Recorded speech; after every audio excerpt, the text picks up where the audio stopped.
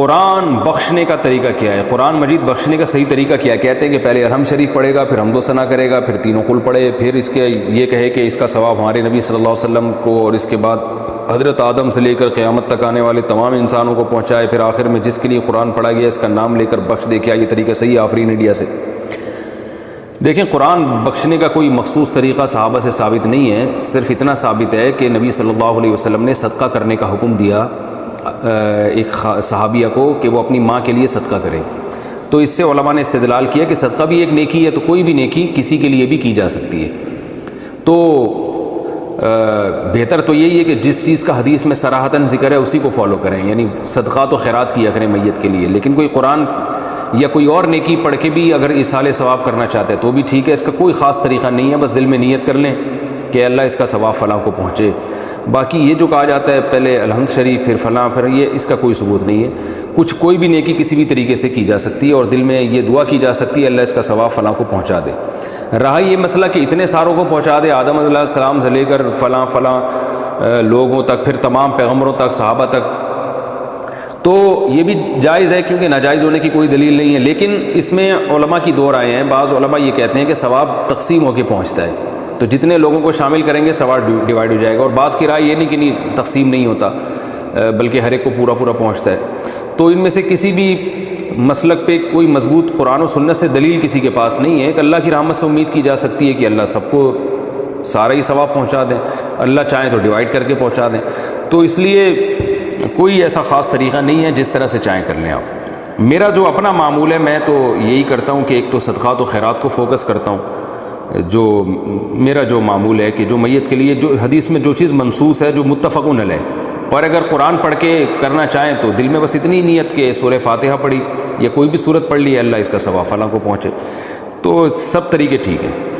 وہ تو نہیں رہ رہے۔ مجھے والد صاحب کی موت پہ جو سب سے بڑا جھٹکا لگا تھا، میرے والد صاحب گھر بنا کے فارغ ہوئے تھے، اوپر پورشن بنا دیا، نیچے کہ بھائی اب 63 سال ان کی عمر تھی، اچانک اٹیک ہوا، انتقال ہو گیا، اور نماز کی حالت میں اٹیک ہوا۔ یہ اللہ کا کتنا بڑا، صف میں نماز بہت سخت پابند تھے نماز۔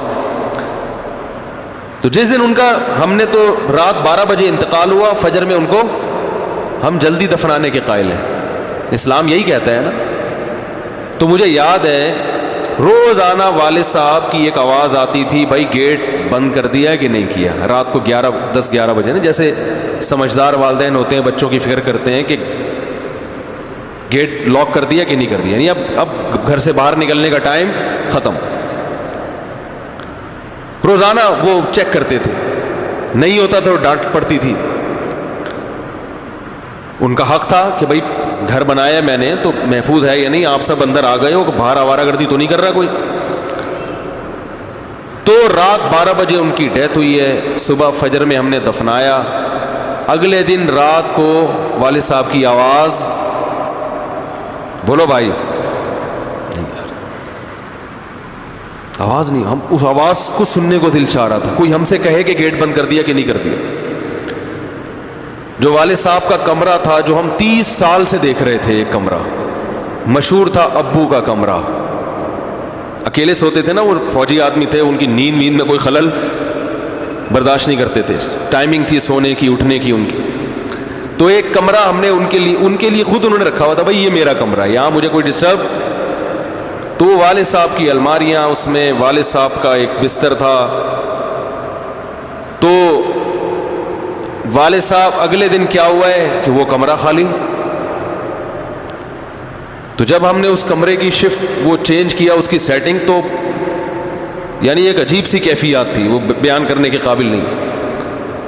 انسان کو عبرت کے دنیا میں اللہ نے بہت سارے نمونے دکھائے ہیں۔ بھائی یہ کسی کا، یہ دنیا بڑی بے وفا ہے، خدا کی قسم، ایک سیکنڈ میں منہ پھیرتی ہے یہ۔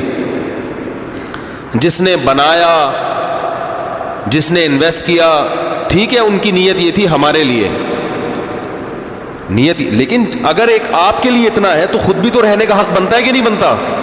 دنیا نہیں مانتی۔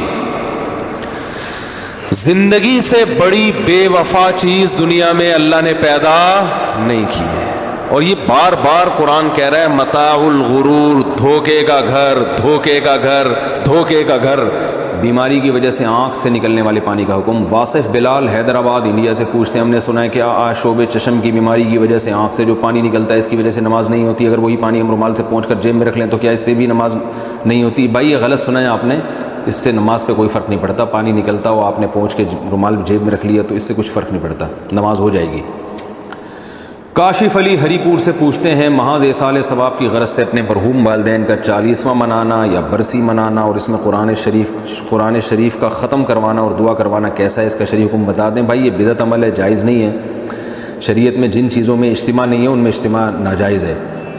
ایصال ثواب جیسے حدیث سے ثابت ہے کہ ایک خاتون نے کہا یا رسول اللہ میں صدقہ کرنا چاہتی ہوں اپنی ماں کے لیے، آپ نے فرمایا ٹھیک ہے، تو اس سے علماء نے استدلال کیا ہے کہ جب صدقہ جائز ہے تو کوئی بھی نیکی جائز ہے، کیونکہ احادیث میں تو جزیات کے ضمن میں اصول بیان کیے جاتے ہیں، لیکن اس میں کوئی کیفیت شریعت نے بیان نہیں کی ہے، تو اپنی طرف سے کیفیت لگا دینا، 40واں دن کر دینا، پھر اس میں اجتماع اور یہ سب چیزیں یہ شریعت پر زیادتی ہے، کیونکہ لوگ ان کو ثواب سمجھ کے ہی کرتے ہیں۔ تو جو جہاں ہے وہاں سے میت کے لیے دعا کر سکتا ہے، صدقات و خیرات کر سکتا ہے، قرآن پڑھنا چاہے تو قرآن بھی پڑھ سکتا ہے، اس میں اجتماع بہرحال بدعت ہے۔ آپ نے کبھی سنا حضرت ابوبکر کا انتقال ہوا تو ان کا سویم ہوا ہو، 40واں ہوا ہو؟ حضرت ابو ہریرہ کا انتقال ہوا تو کسی نے سویم کیا، ان کا 40واں کیا ہو، کبھی سنا آپ نے؟ یا حضرت عمر کی شہادت ہوئی تو ان کا سویم یا 40واں ہو رہا ہے یا تمبو لگا کے قرآن خوانی ہو رہی ہے، کبھی بھی نہیں سنا ہوگا آپ نے، نہ اسلاف کے بارے میں نہ محدثین کے بارے میں۔ تو یہ تو ایک ہندوستان میں ایک چیز